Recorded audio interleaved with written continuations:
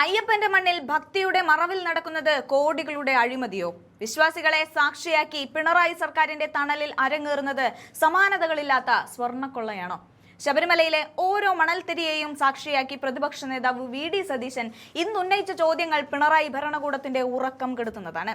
വെറുമൊരു രാഷ്ട്രീയ ആരോപണമല്ല, മറിച്ച് അക്കമിട്ട് നിരത്തിയ തെളിവുകളുമായി സതീശൻ ഇന്ന് CPM-ന്റെ മുഖം മൂടി വലിച്ചു കീറിയിരിക്കുകയാണ്. കണക്കിലെ കളികൾ നോക്കാം. വെറും 500-600 പേർ പങ്കെടുത്ത ഒരു പരിപാടിക്ക് 8 കോടി രൂപ ചെലവായി എന്ന് പറഞ്ഞാൽ സാമാന്യ ബുദ്ധിയുള്ള ആരെങ്കിലും വിശ്വസിക്കുമോ? ആഗോള അയ്യപ്പ സംഗമം എന്ന പേരിൽ നടന്ന ആ പരിപാടിയുടെ പിന്നാമ്പുറങ്ങളിൽ നടന്നത് വൻ അഴിമതിയാണെന്ന് സതീശൻ ചൂണ്ടിക്കാട്ടുന്നുണ്ട്. കോടതിയിൽ സ്പോൺസർഷിപ്പിന്റെ പേരിൽ കള്ളക്കണക്ക് നിരത്തി രക്ഷപ്പെടാൻ നോക്കുന്നവർ അയ്യപ്പന്റെ പേരിൽ തട്ടിപ്പാണ് നടത്തുന്നതെന്ന് അദ്ദേഹം തുറന്നടിച്ചു. നമ്മളൊക്കെ എത്രയോ വലിയ യാത്രകളും സമ്മേളനങ്ങളും നടത്തുന്നു, പക്ഷേ 600 പേർക്ക് വേണ്ടി 8 കോടി രൂപ എവിടെയാണ് പൊടിച്ചതെന്ന് സർക്കാർ വ്യക്തമാക്കേണ്ടി വരും. മുൻ ദേവസ്വം മന്ത്രി കടകംപള്ളി സുരേന്ദ്രനെ ചോദ്യം ചെയ്തപ്പോൾ 4 ദിവസം കഴിഞ്ഞാണ് ലോകമറിയുന്നത്. എന്നാൽ കോൺഗ്രസ് നേതാവ് അടൂർ പ്രകാശിന്റെ ചോദ്യം ചെയ്യൽ മാധ്യമങ്ങളെ വിളിച്ച് ലൈവ് റിപ്പോർട്ട് ചെയ്യിപ്പിക്കാൻ SITക്ക് എന്തൊരു ആവേശമായിരുന്നു.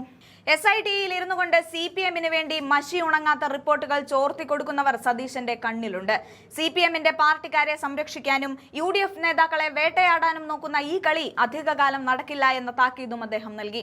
ശബരിമലയിലെ സ്വർണവും ദ്വാരപാലക ശില്പങ്ങളും മോഷ്ടിച്ചു വിറ്റ കേസിലെ പ്രതികൾ CPM-ന്റെ ഉന്നത നേതാക്കളാണ്. 2019-ലും 2024-ലും പിണറായി വിജയൻ ഭരിക്കുമ്പോഴാണ് ഈ കവർച്ചകൾ നടന്നത്.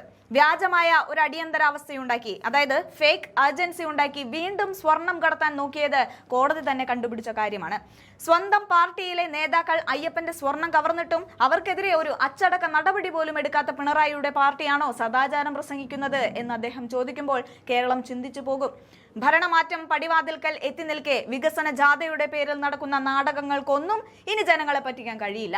അയ്യപ്പന്റെ സ്വർണം കവർന്നവർക്കും അതിന് കൂട്ടുനിന്ന മന്ത്രിമാർക്കും കാലം കാത്തുവെച്ച നീതി ഉടൻ നടപ്പിലാകുമെന്ന് സതീശൻ അടിവരയിടുന്നുണ്ട്. കോൺഗ്രസിന്റെ പുതുയുഗയാത്ര വയനാട്ടിലെ ആവേശത്തിലേക്ക് കടക്കുമ്പോൾ ഡൽഹിയിലും കേരളത്തിലും ഒരുപോലെ മുഴങ്ങുന്നത് ഒരൊറ്റ ശബ്ദമാണ്: അഴിമതിയുടെ ഈ ഭരണകൂടത്തിന് അന്ത്യം കുറിക്കാനുള്ള സമയമായി.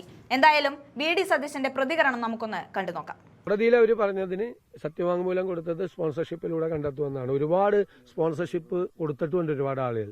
അതിൽ ഒരുപാട് ക്രമക്കേടുകൾ നടന്നിട്ടുണ്ട്. കാരണം ഈ 500-600 പേര് പങ്കെടുത്ത ഒരു പരിപാടിക്ക് ഈ 3 കോടി 8 കോടിയൊക്കെ എവിടെ നിന്നാണ് വന്നത് ചിലവാകുന്നത്? നമ്മളൊക്കെ എത്രയോ പരിപാടികൾ നടത്തുന്ന ആളുകളല്ലേ. ഇപ്പോൾ ഞങ്ങൾ യാത്ര നടത്തല്ലേ, പരിപാടി നടത്തുമ്പോൾ ചിലവുണ്ടാവും. പക്ഷേ 500-600 പേര് മാക്സിമം ഉണ്ടായിരുന്നതാണ് ആ പരിപാടിക്ക്. 600 പേര് പങ്കെടുക്കാൻ ഒരു ആഗോള അയ്യപ്പ സംഗമം നടത്തിയതിന് 5 കോടി 8 കോടി എന്നൊക്കെ പറയുന്നത് എവിടത്തെ കണക്കാണ്? മുഴുവൻ തളവാണ് ഇതിന്റെ പുറകിൽ നടക്കുന്നത്. അഴിമതിയാണ് ഇതിൻ്റെ അകത്ത് പുറത്ത് നടക്കുന്നത്. അയ്യപ്പന്റെ പേരിലും തട്ടിപ്പാണ് നടത്തിയത്. ശരിക്കും അത് അന്വേഷിക്കട്ടെ, കോടതി തന്നെ അതിനുള്ള നടപടികൾ സ്വീകരിക്കട്ടെ. കോടതിയുടെ മുൻപാകെയാണ് തെറ്റായ വിവരം കൊടുത്തത്. കോടതി അന്വേഷിക്കട്ടെ. SIT അന്വേഷിക്കുമെന്നാണ് പറയുന്നത്. ഈ അന്വേഷണ പരിധിയിൽ വരുന്നുവെന്നാണ്. അന്വേഷിക്കട്ടെ, അവരന്വേഷിക്കട്ടെ. പറഞ്ഞൊരു കാര്യം, ഇപ്പൊ താങ്കളുടെ യാത്ര എറണാകുളത്തേക്ക് എത്തുമ്പോൾ UDF നേതാക്കന്മാരെ ചോദ്യം ചെയ്യാൻ വേണ്ടിയിട്ട്, അതായത് ഇപ്പോൾ തുടങ്ങിയപ്പോൾ നമ്മുടെ അടൂർ പ്രകാശിനെ ചോദ്യം ചെയ്തു, അപ്പോൾ തന്നെയും കൂടി ചോദ്യം ചെയ്യുന്ന പറയാം എറണാകുളത്ത് എത്തുമ്പോൾ. അങ്ങനെ എന്തെങ്കിലും അജണ്ട ആയിട്ടാണ് അവർ പോകുന്നത്? അല്ല, ഞാൻ ഒരു കാര്യം ഇന്നലെ ചോദിച്ചല്ലോ. കടകംപള്ളി സുരേന്ദ്രനെ SIT ചോദ്യം ചെയ്തപ്പോൾ ആരും അറിഞ്ഞില്ല, നിങ്ങളാരും അറിഞ്ഞില്ല. 4 ദിവസം കഴിഞ്ഞിട്ടാണ് നിങ്ങൾ പോലും അറിയുന്നത്. അടൂർ പ്രകാശൻ ചോദ്യം ചെയ്തപ്പോൾ എല്ലാവരെയും വിളിച്ചു പറഞ്ഞല്ലോ. അവിടെ നിന്ന് SITയിൽ നിന്ന് തന്നെയാണ് ചോർത്തി കൊടുക്കുന്നത് വാർത്ത. അടൂർ പ്രകാശന്റെ മൊഴിയെടുത്ത സമയത്ത് അത് ചോർത്തി കൊടുത്തു. അപ്പോൾ SITയിൽ ഇത് ചോർത്തി കൊടുക്കുന്ന CPM-ന് വേണ്ടി ചോർത്തി കൊടുക്കുന്ന ആളുകൾ ഉണ്ടെന്നുള്ള കാര്യം സംശയമില്ല. പിന്നെ നമുക്കതൊരു പ്രശ്നമില്ല. കാരണം അന്നത്തെ കാലത്ത് അവരിരുന്ന കാലത്ത് പ്രയാർ ഗോപാലകൃഷ്ണൻ അവരെല്ലാം ഇരുന്ന കാലത്ത് ഹൈക്കോടതി ഒരു അഡ്വക്കേറ്റ് കമ്മീഷണറെ നിയമിച്ചിട്ട് ആ അഡ്വക്കേറ്റ് കമ്മീഷണറുടെ മേൽനോട്ടത്തിലാണ് എല്ലാ കാര്യങ്ങളും നടന്നത്. എന്നിട്ട് അഡ്വക്കേറ്റ് കമ്മീഷണർ ഹൈക്കോടതിയിൽ റിപ്പോർട്ട് കൊടുത്തു. അവിടെ നടന്ന കാര്യങ്ങളെയും, അവിടുത്തെ ദേവസ്വം ബെഞ്ച് തന്നെയാണ്, അവിടെ നടന്ന കാര്യങ്ങളെയും അഡ്വക്കേറ്റ് കമ്മീഷണറെയും ഭംഗിയായിട്ട് അതെല്ലാം ചെയ്തതിന് ഹൈക്കോടതി അഭിനന്ദിക്കുകയും ചെയ്ത കേസാണ്.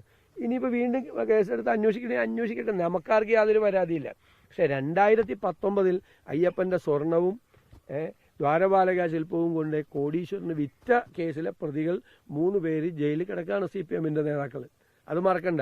2024 വീണ്ടും കക്കാൻ ശ്രമിച്ചു എന്ന് കോടതി തന്നെ പറഞ്ഞത്.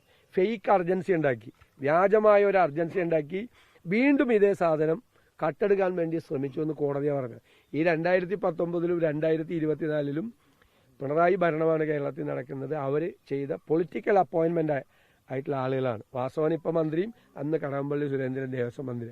അവർ രണ്ടുപേരും അറിഞ്ഞുകൊണ്ടാണ് ഈ തട്ടിപ്പ് നടത്തിയിരിക്കുന്നത്. അതാണ് അത് മായ്ക്കാൻ പറ്റില്ല.